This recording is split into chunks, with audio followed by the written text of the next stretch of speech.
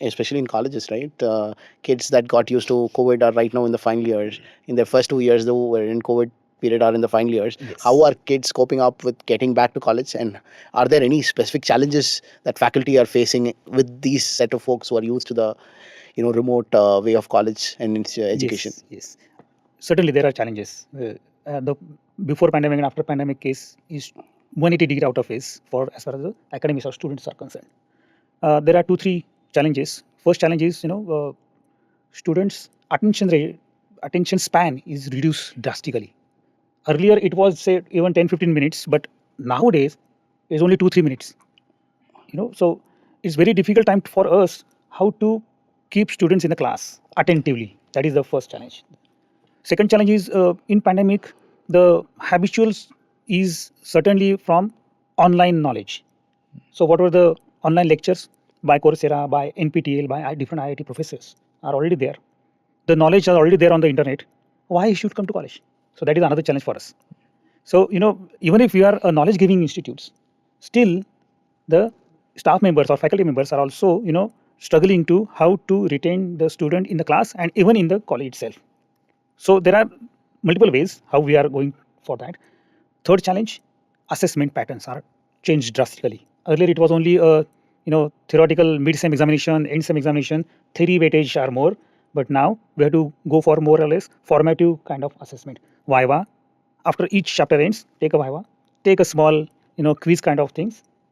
So Viva, then presentation skills, then you can have a seminar, you can have the other problem-based kind of a छोटा सा project दे दो उनको, then assess on that, something like that. So things are changed from only a theoretical kind of change to a problem-based kind of learning. So we adopted that pattern.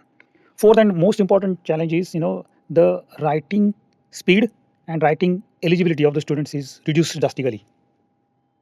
Every examination the students give the request, please increase 10 minutes, which is again a serious challenge for us, for student as well, because they lose their writing speed and the writing capability, because everything is now online.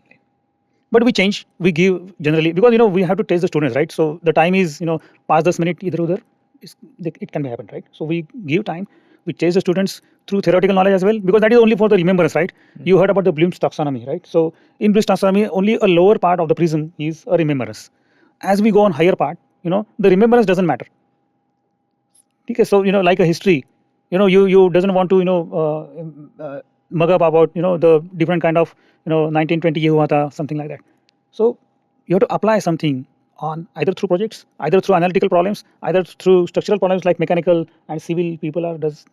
So these are the challenges, and we overcome through the multiple assessment techniques, not only theoretical chalk and talk kind of things, but the multiple techniques.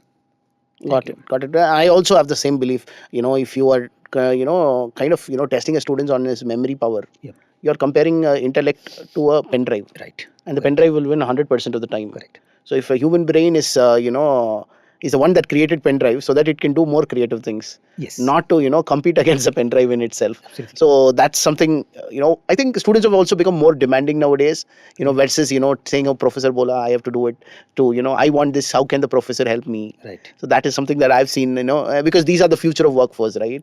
And that's the people that we will have to deal with on a regular basis. So then coming back, so I have a thought process here. This is in like you said, hybrid is there to stay. Probably not going like So there is this EV craze, and then there is the regular IC engine. Okay, so then there is something called a hybrid, which runs about 1,000 kilometers on a single tank fuel, and does not you don't have range anxiety also. So, instead of like 300, 350 kilometers in a single tank, you run 1,000 kilometers. You also optimize both for electronics as well as for IC. Yes. So you get the pickup as well as you get the range and the economies of scale as well. So you get all these three in a hybrid vehicle. So, compared to EV, hybrid is better, according to me at least, because you don't have those fears, plus you get more bang for the buck, right? So that is what I'm seeing.